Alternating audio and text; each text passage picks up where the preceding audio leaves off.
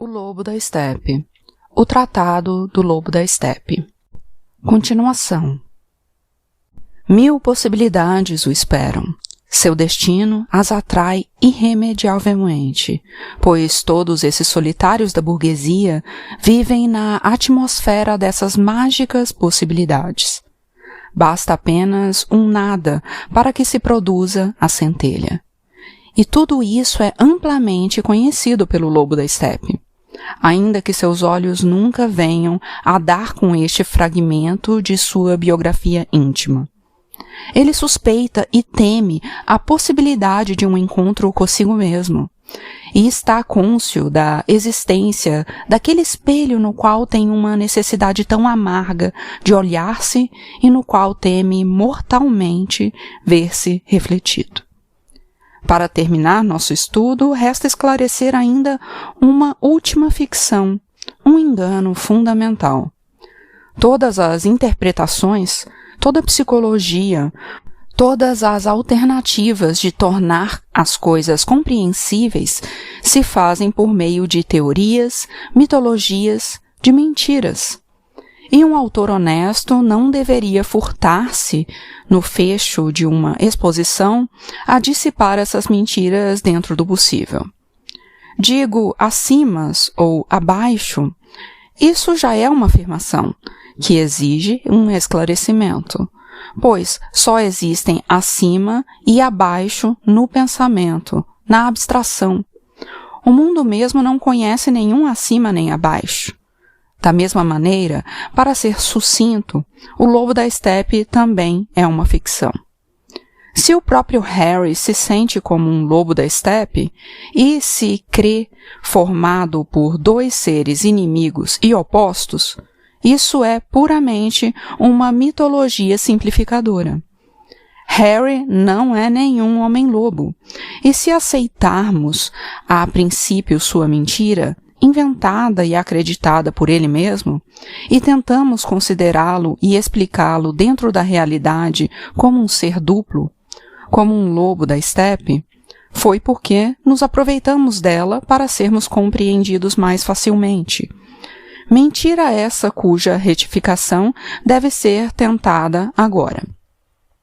A divisão em lobo e homem, em impulso e espírito, mediante a qual Harry procura explicar seu destino, é uma grosseira simplificação, uma violentação do real em favor de uma explicação plausível, porém errônea, da desarmonia em que este homem encontra em si e que lhe parece a fonte de seus não leves sofrimentos. Harry encontra em si um homem, ou seja, um mundo de pensamentos, de sensações, de cultura, de natureza domada e sublimada, e vê também, ao lado disso tudo, um lobo, ou seja, um obscuro mundo de instintos, de selvagerismo e crueldade, de natureza bruta e insublimada. Apesar dessa divisão, ao que tudo indica tão clara de seu ser em duas esferas, que são inimigas entre si, de quando em quando, já percebeu que o lobo e o homem, durante algum tempo, vivem reconciliados. Se Harry tentasse estabelecer em cada momento determinado de sua vida, em cada um de seus sentimentos, a parte correspondente neles ao homem e a parte que corresponde ao lobo, acabaria por encontrar-se num dilema. E toda a sua bela teoria do homem-lobo cairia por terra. Pois não há um único ser humano, nem mesmo negro primitivo, nem mesmo os idiotas, convenientemente simples, que possa ser explicado como a soma de 2 ou 3 elementos principais. E explicar um homem tão complexo quanto Harry, por meio da ingênua divisão em lobo e homem, seria uma tentativa positivamente infantil. Harry compõe-se não de 2, mas de 100 ou de 1000 seres. Sua vida não oscila, como a vida de cada um dos homens, simplesmente entre 2 polos, tais como o corpo e o espírito, o santo e o libertino, mas entre inumeráveis polos.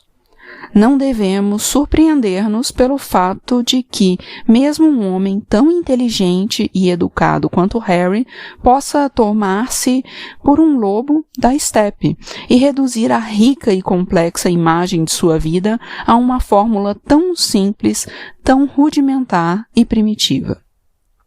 O homem não é capaz de pensar em alta escala. E mesmo o mais espiritual e altamente intelectualizado pode contemplar o mundo e a si próprio através das lentes de fórmulas enganosas e simplistas, especialmente a si próprio. Pois parece ser uma necessidade inata e imperativa de todos os homens imaginarem o próprio ser como unidade.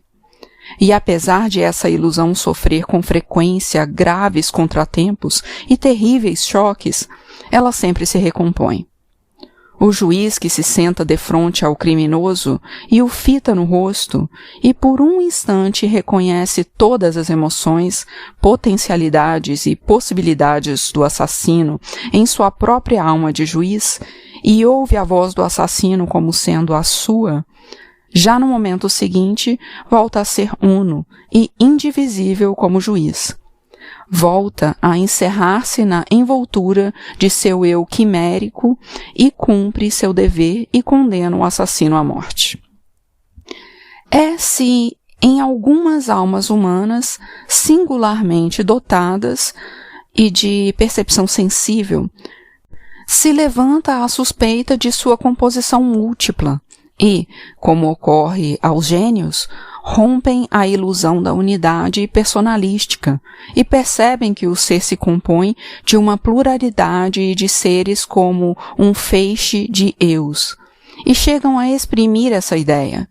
Então, imediatamente, a maioria as prende, chama a ciência em seu auxílio, diagnostica a esquizofrenia e protege a humanidade para que não ouça um grito de verdade dos lábios desses infelizes. Então, para que perder aqui palavras? Por que expressar coisas que todos aqueles que pensam conhecem por si mesmos, quando sua simples enunciação é uma nota de mau gosto?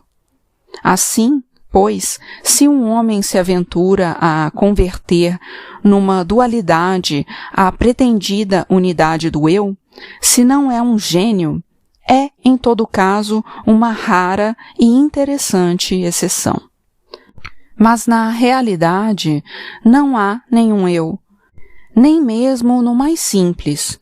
Não há uma unidade, mas um mundo plural, um pequeno firmamento, um caos de formas, de matizes, de situações, de heranças e possibilidades. Cada indivíduo isolado vive sujeito a considerar esse caos como uma unidade e fala de seu eu como se fora um ente simples, bem formado, claramente definido.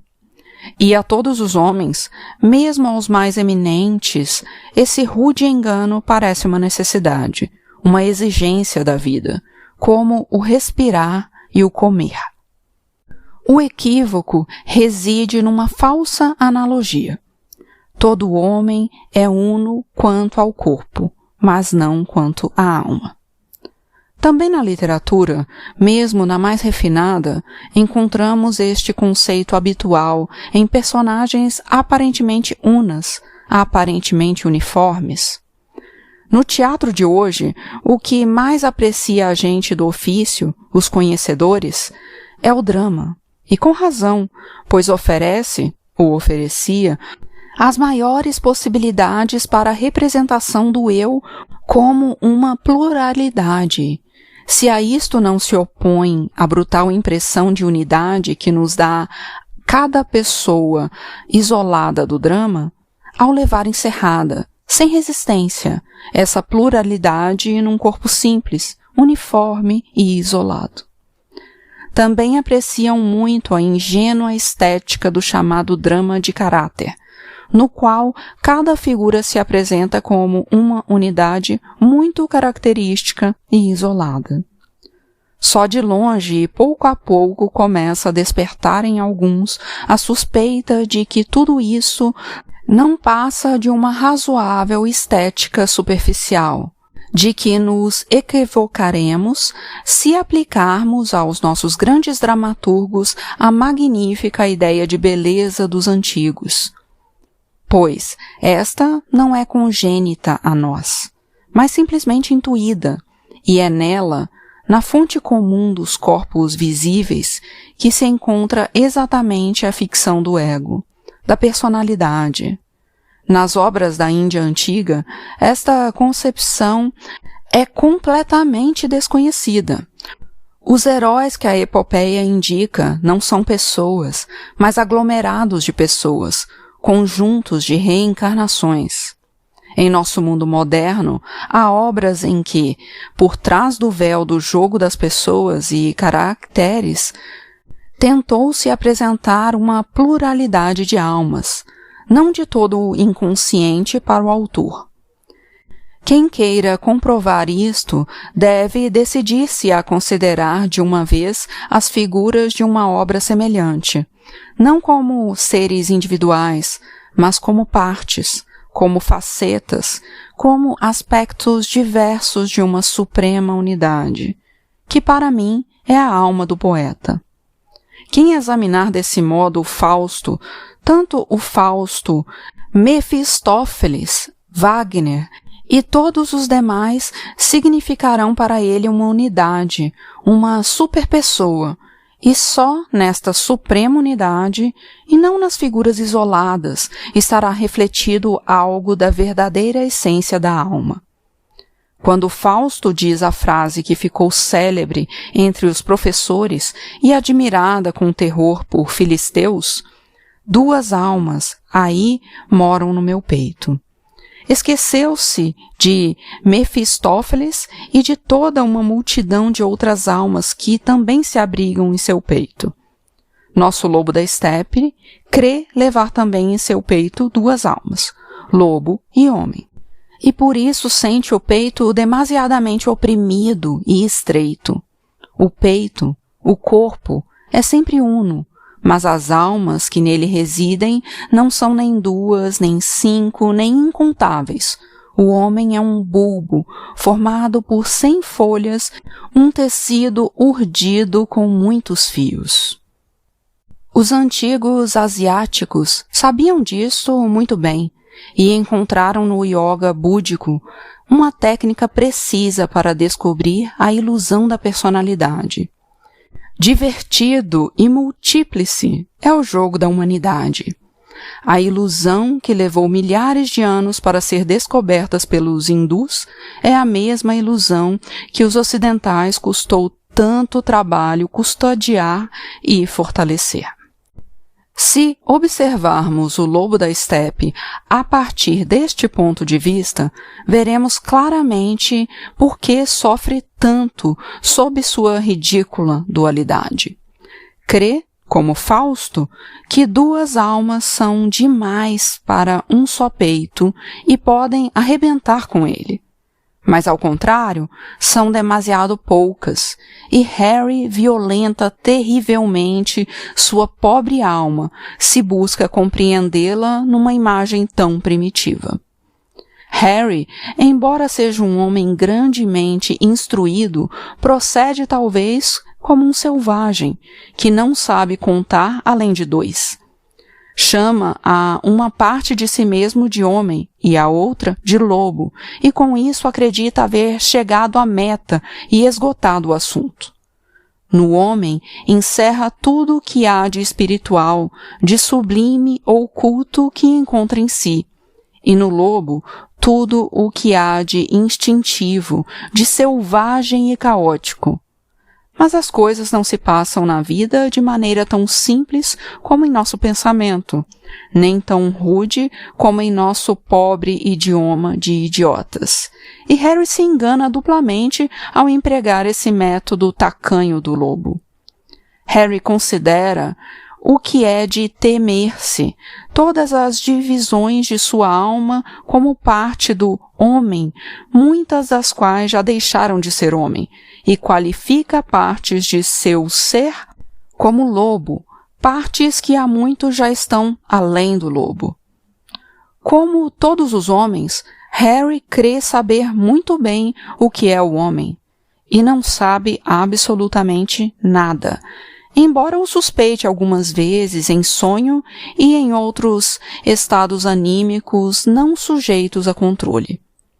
Quem dera não esquecesse esses pressentimentos, mas se apropriasse deles tanto quanto possível. O homem não é uma forma fixa e duradoura. Tal era o ideal dos antigos, apesar do pensamento em contrário de alguns luminares da época. É antes um ensaio e uma transição. Não é outra coisa senão a estreita e perigosa ponte entre a natureza e o espírito. Para o espírito, para Deus, ele é impulsionado por sua vocação mais íntima. Para a natureza, para sua mãe, é atraído pelo mais íntimo desejo. Sua vida oscila, vacilando angustiosamente entre ambos os poderes. O que se compreende comumente pela palavra homem é sempre uma estipulação efêmera e burguesa. Certos impulsos mais crus estão afastados e proibidos dessa convenção. Um grau de consciência e de cultura humana são reclamados à besta. Uma pequena parcela de espírito não é somente permitida, como também encorajada. O homem desta convenção, como todos os outros ideais burgueses, é uma conciliação, um intento tímido, de ingênua astúcia com o intuito de enganar tanto a perversa mãe natureza, primitiva quanto o incômodo primitivo pai espírito de suas enérgicas exigências e para viver na zona temperada entre eles. É por isso que a média das pessoas permite e tolera aquilo que denomina personalidade, mas ao mesmo tempo entrega a personalidade àquele moloche chamado Estado e intriga continuamente um com o outro. Assim, o burguês queima hoje por herege e enforca por criminoso aquele ao qual amanhã levantará estátuas. Que o homem não é alguma coisa já criada, mas apenas uma exigência do espírito, uma possibilidade longínqua, tão desejada quanto temida, e que o caminho a que isto conduz só vai sendo percorrido em pequenos impulsos e debaixo de terríveis tormentos e sonhos, precisamente por aquelas raras individualidades, para as quais hoje se prepara o patíbulo e amanhã o monumento. É uma suspeita que vive também no lobo da estepe. Porém, o que ele para si designa como homem, em contraposição ao seu lobo, não é, em grande parte, senão aquele homem medíocre do convencionalismo burguês. O caminho para o verdadeiro homem, o caminho para os imortais, Harry adivinha-o perfeitamente e percorre-o também aqui e ali com timidez, muito lentamente, pegando este avanço com graves tormentos e com seu doloroso isolamento. Mas proporcionar-se, aspirar àquela suprema exigência, àquela encarnação pura e buscada pelo espírito, andar o único caminho estreito para a imortalidade, isto receia-o no mais profundo de sua alma. Tem perfeita consciência de que isto conduz a tormentos ainda maiores, à proscrição, à renúncia de tudo, talvez ao cadafalso. E, apesar de saber que no fim deste caminho a imortalidade sorri sedutora, não está disposto a padecer todos esses sofrimentos, a morrer todas estas mortes, tendo ainda mais consciência do fim da encarnação do que os burgueses, fecha, Todavia, os olhos e faz por ignorar que o apego desesperado ao próprio eu, a desesperada ânsia de viver, são o caminho mais seguro para a morte eterna, ao passo que o saber morrer, rasgar o véu do mistério, ir procurando eternamente mutações em si mesmo, conduz à imortalidade.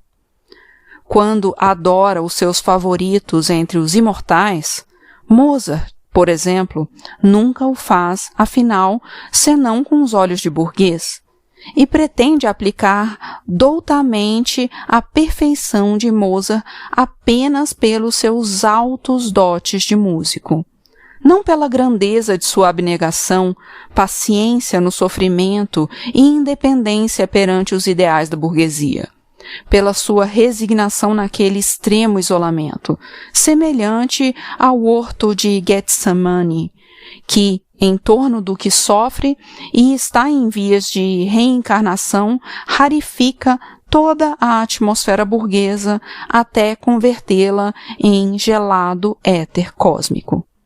Mas, enfim, o nosso lobo da estepe descobriu dentro de si mesmo a duplicidade fáustica. Conseguiu determinar que a unidade de seu corpo corresponde a uma unidade espiritual, mas que, no melhor dos casos, apenas se encontra em caminho, com uma larga peregrinação à frente, para o ideal dessa harmonia. Desejaria vencer dentro de si o lobo e viver inteiramente como um homem. Ou então, renunciar ao homem e viver ao menos como lobo uma vida uniforme, sem desvios. Provavelmente nunca observou com atenção um lobo autêntico. Então veria, talvez, que nem mesmo os animais possuem a unidade da alma, que também neles, atrás da bela e austera forma do corpo, vive uma multiplicidade de desejos e de estados, que também o lobo tem abismo no seu interior e também sofre. Não, com a volta à natureza, o homem vai sempre por um falso caminho, cheio de sofrimentos e sem esperanças. Harry não pode tornar a converter-se inteiramente em lobo. Se tal acontecesse, veria que nem mesmo o lobo é simples e originário, mas alguma coisa já muito complexa.